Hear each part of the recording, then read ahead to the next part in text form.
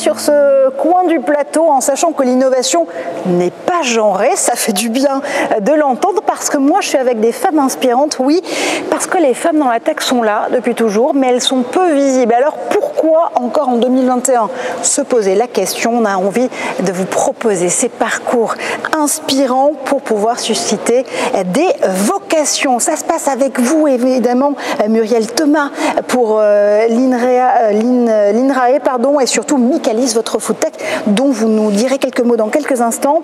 Mariam Azedine pour le projet Hyper6. Cette fois-ci, on parlera stockage de l'énergie innovant avec vous. Et puis Aline Cerf, vous êtes évidemment PhD.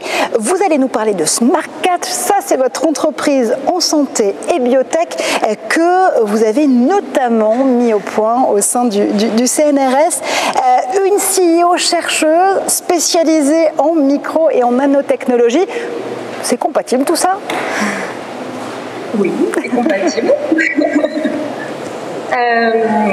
Eh bien, oui, ça fait partie de nos missions en tant que chercheur à CNRS. Donc, voilà, il y a bien sûr la mise au point d'innovations disruptives, mais aussi de pouvoir assurer leur transfert vers l'industrie. Donc, voilà, c'est un parcours tout à fait complémentaire et naturel pour nous. Alors, de la recherche à l'industrie, SmartCatch, c'est quoi exactement? Alors, SmartCatch est une spin-off du CNRS. On a 4 ans d'existence.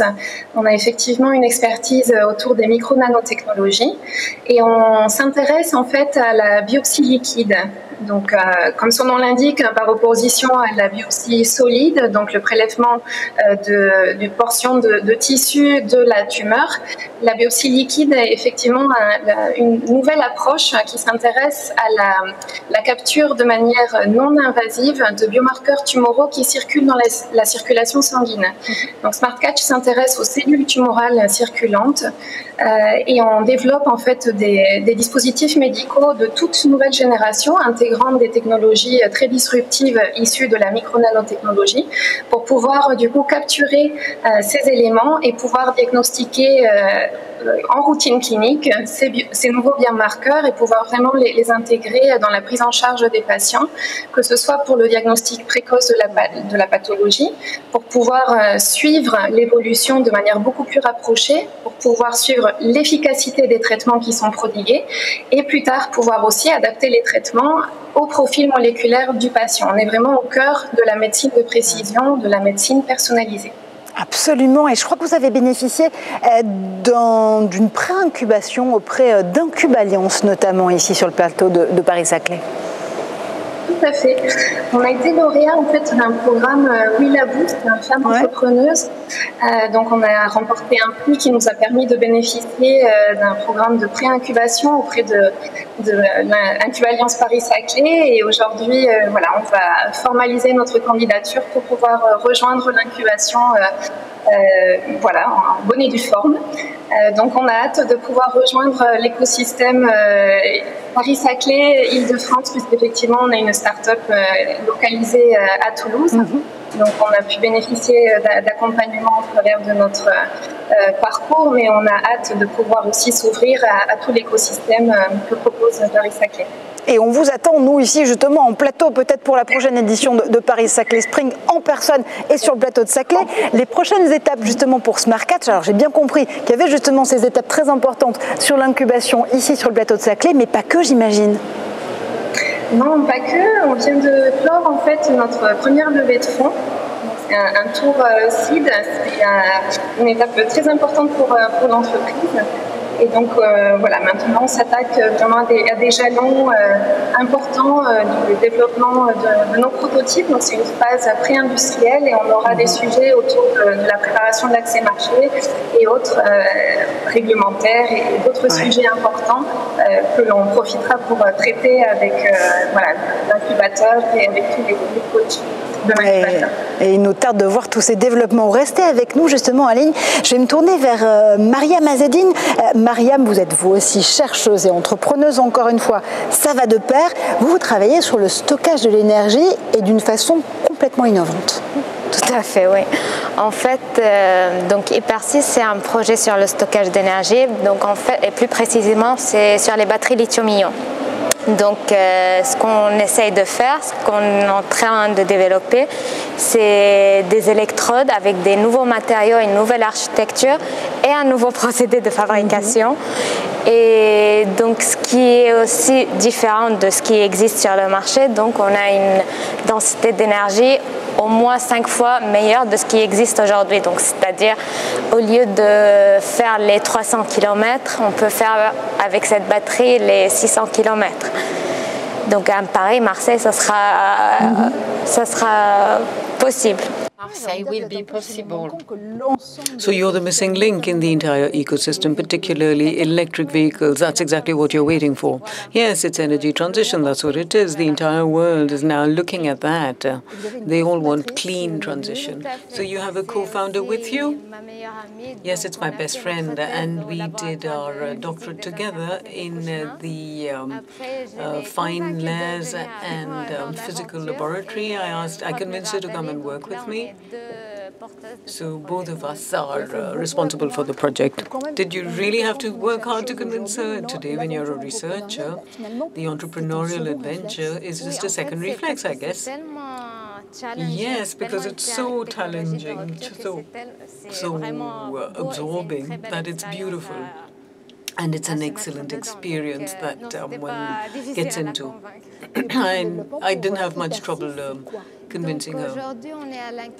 So where are you? What are you doing? We're at the Polytechnic School in the incubator for innovation. And thanks to this incubator, we will prepare our first fundraising and we will create a startup by the end of the year. Well, I hope we see you at the next Spring 50 to vote, to have the audience vote. I'll just get back to you because I really wanted Muriel's point of view. Muriel, you're an expert in nutrition and microbiotics. Now, microbiotics is really what everyone is talking about and everyone wants to be into it. But it's been 30 years that you've been working on this subject, it so happens. So it was logical that you set up your own business, right? Yes, it's true. I'm a bit like my colleague over here. It goes hand in hand, says Muriel Thomas. I've been working in a research laboratory, it's true, and we develop things which have a lot of transfer potential. And of course, you want to be with it, and not just cast them by the roadside. So, of course, it's part of our business too, of our activity. Except that I took much longer. I was more in research than in business. Well, that's interesting because so far there was a kind of paradox between research time and a shorter time of industrializing your research. And apparently now you can do it all at the same time, just one after the other, and at the same time make it a success with a timing that just fits perfectly with your schedule. Well, all the different steps of developing your business is develop a project, find a team, find the finances, and that is worth it for values and ideas that you really believe in to move forward, to develop, because finally that's exactly what a laboratory does too. Aline is also nodding her head. She says, absolutely, that's what we are doing along the west of France, along the coast. Now, all three of you, because you say things which make sense to me, you say that you must always be brave and think and work differently, and that's a second nature for you when you're a businesswoman and a researcher. So when you start off on this adventure of this kind, yes, it makes you get out of the four walls of your laboratory. I worked for 30 years in a laboratory, so of course it's the same ecosystem. It's not the same people you talk to or the same vocabulary. It's a change, and it's not exactly the same way of thinking. It's not just the idea that you're looking at. You must also look at it differently, do some lateral thinking, think of customers and markets. And there are new reflexes to be learned. And that's something you've got to oblige yourself to do, particularly when you're just a laboratory rat, if I might say so. Aline, now this way of thinking, you perhaps saw a lot of it with other colleagues, male or female, when I think of the MIT or other bigger innovative systems, which traditionally can move more quickly from research to industry. Well, things are changing. Things are changing. It's true. I feel it around me. And today we have a lot of assistance, a lot of help. There are quite a few solutions that are coming up to be on the forefront, to be helped, to be prepared, and so you can take the step and cross the Rubicon more easily. When you're a researcher, you like challenges anyway, you like innovation, and that's the basic DNA of any business person also. So there you go. I think we'll be more daring in the future. We'll certainly do that now. Yeah, because it's very basic for a scientist to have doubts and uncertainties. But did you see this change in the way of thinking here at the Paris-Saclay Plateau? Yes. It's true that increasingly we have programs that are proposed by the institutions here, which is for prematurity stage. In other words, they can think about their ideas first and then market them later. So you have these kind of bids here at Paris-Saclay, where you can test your ideas. I was part of that. It's called the prematuring area. We were also helped by IP Paris. So then afterwards it goes on to the more mature stage, the more developed or the ripened stage. So it encourages researchers to become more like business-like. Now, Muriel, I pinched a lot of words from your vocabulary. You said that researchers and entrepreneurs have exactly the same approach. They're quite stubborn, and they also have a taste for rhetoric, especially considering all that you've done as a researcher, and the desire to win and to unite, and also the ability to raise money. So tell me about that. Unfortunately, I would say that I'll have to ask this question of you as women. You as a woman today in your line of business, do investors come to you or do they avoid?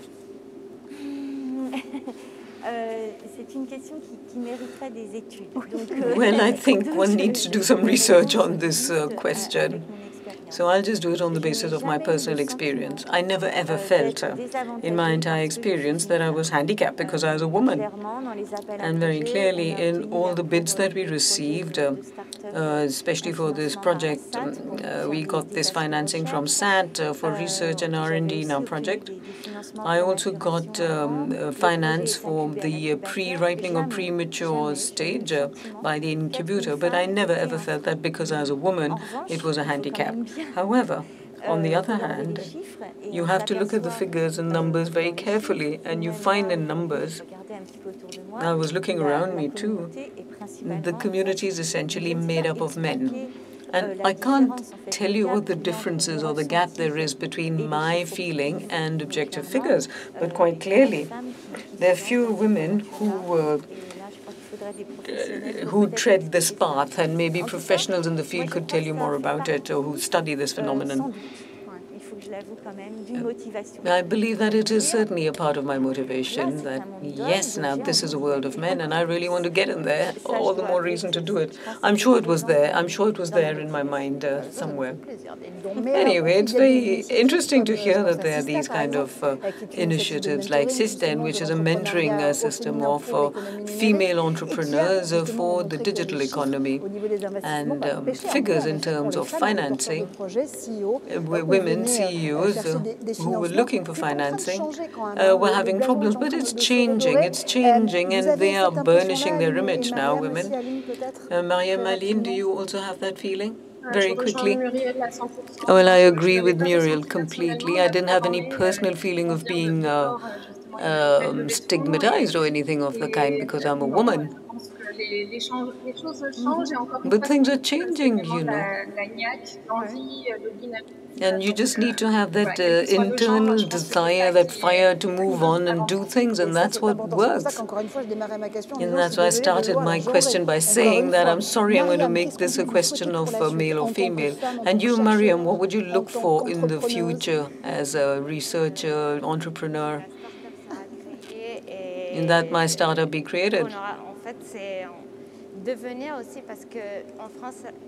And the future too, because there are not very many women in this field in France. And nothing about storage, energy storage in Europe.